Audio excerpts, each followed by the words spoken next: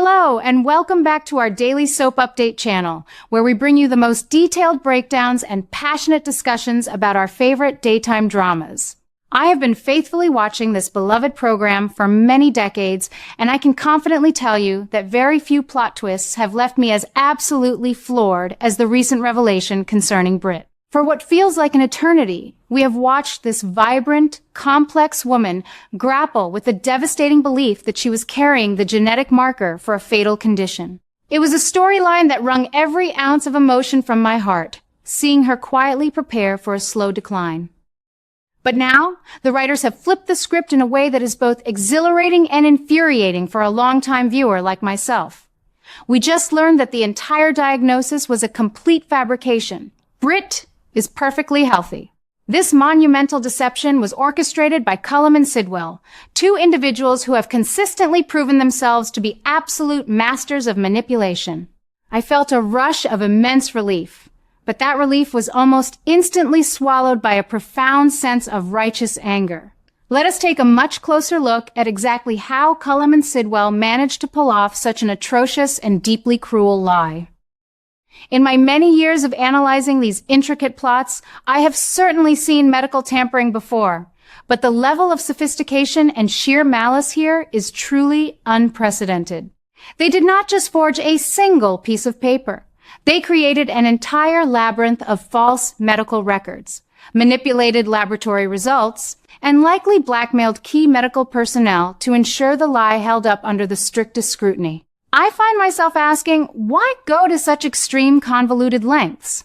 The answer, as it always is with shadowy figures like Cullum and Sidwell, is total control and absolute leverage. By making Britt believe her days were numbered, they kept her incredibly vulnerable and easily malleable. They effectively weaponized her own mortality against her. It is a chilling reminder of how dark the underbelly of this fictional universe can get. You would naturally think that discovering she has a full, healthy life ahead of her would be the happiest, most liberating moment of Britt's entire existence. I certainly expected a moment of pure, unadulterated joy and celebration. Instead, the reality of her current situation is far more complicated and fraught with immediate, life-threatening danger. The very moment the medical death sentence was lifted, a very real, very physical threat took its place. Britt is currently hopelessly entangled with the dangerous operations of the WSB, an organization that we all know does not simply let people walk away when they have outlived their usefulness or discovered too many highly classified secrets. Her desperation to escape their clutches is palpable through the screen. I can see the sheer panic in her eyes. She knows that Cullum and Sidwell are just the tip of the iceberg, and that the agency will stop at nothing to keep her silent. In her absolute desperation and terror, who does Britt turn to for salvation? She turns to Dante. Now, I have always had a very soft spot for Dante. He is a fundamentally good man, a dedicated officer of the law, and someone who possesses an almost dangerous instinct to protect those who are in trouble. When Britt approaches him, pleading for his help to safely extract her from the dangerous web of the WSB, I immediately knew this was going to be a massive recipe for disaster. Dante has a long, documented history of playing the White Knight, often to his own severe detriment. I ask myself, should he have simply walked away and handed this over to federal authorities? Absolutely. He is a local detective, not an international super spy equipped to take on a global organization. But will he walk away? Of course not. That is simply not in his nature.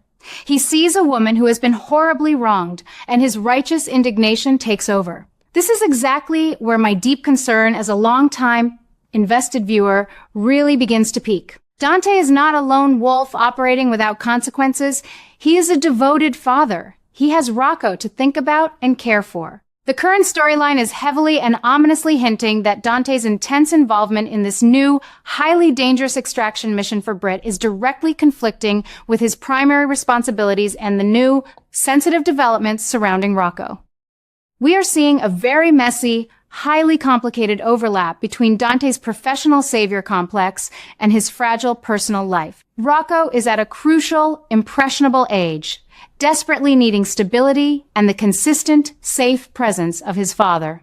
Yet, Dante is being forcefully pulled into this dark, clandestine world of international espionage. I cannot help but feel a deep, sinking sense of dread watching him make these reckless choices. He is justifying his dangerous actions, but at what ultimate cost? As the days go by, it is becoming increasingly, painfully clear that Dante is not just casually helping Britt, he is becoming completely obsessed with the mission. I have watched many characters fall down this exact rabbit hole over the decades, where the adrenaline and the high stakes become an addictive drug. Dante is pushing professional boundaries, breaking established police protocols, and alienating those who care about him, all in the obsessive name of bringing down the people who hurt Britt and getting her to absolute safety. This new adjustment in his character arc is fascinating to watch, but utterly terrifying to contemplate. He is going further into the darkness than he ever has before, crossing moral and legal lines that a sworn officer of the law should never, ever cross. It makes me wonder, is he doing this purely out of the goodness of his heart for Britt? Or is there a hidden part of him that is addicted to the thrill of the danger? Let us delve much deeper into how this intense obsession directly affects young Rocco. The boy has already been through so much emotional turmoil in his young life. He desperately needs a father who is emotionally and physically present, not one who is constantly looking over his shoulder for international assassins or staying out all night chasing dangerous leads. The narrative is brilliantly weaving this underlying tension, showing exactly how Dante's obsession with Britt's WSB dilemma is creating a massive, heartbreaking rift at home. Every single time Dante misses a crucial moment in Rocco's daily life because he is off chasing ghosts related to Cullum or Sidwell, my heart breaks a little more for the child. It is a classic, beautifully executed soap opera conflict. The overwhelming duty to help the helpless versus the fundamental duty to protect one's own flesh and blood. I firmly believe that Dante is making a massive, potentially unforgivable mistake. This profound realization brings me to the most tragic, heartbreaking irony of this entire convoluted storyline. Britt was just miraculously given her life back.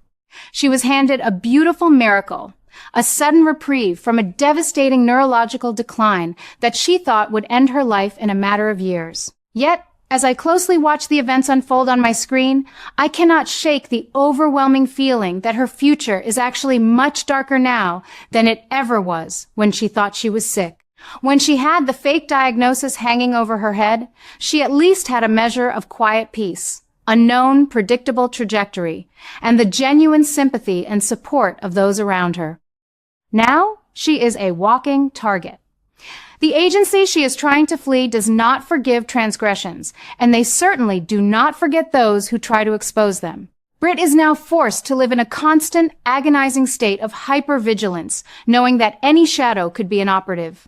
Knowing that her life is in constant jeopardy is a form of psychological torture that is, in many ways, infinitely worse than a physical illness. It is a terror entirely driven by the boundless malice of other human beings rather than the tragic lottery of genetics. I must applaud the brilliant writers for this bold, unexpected departure from the original, expected trajectory.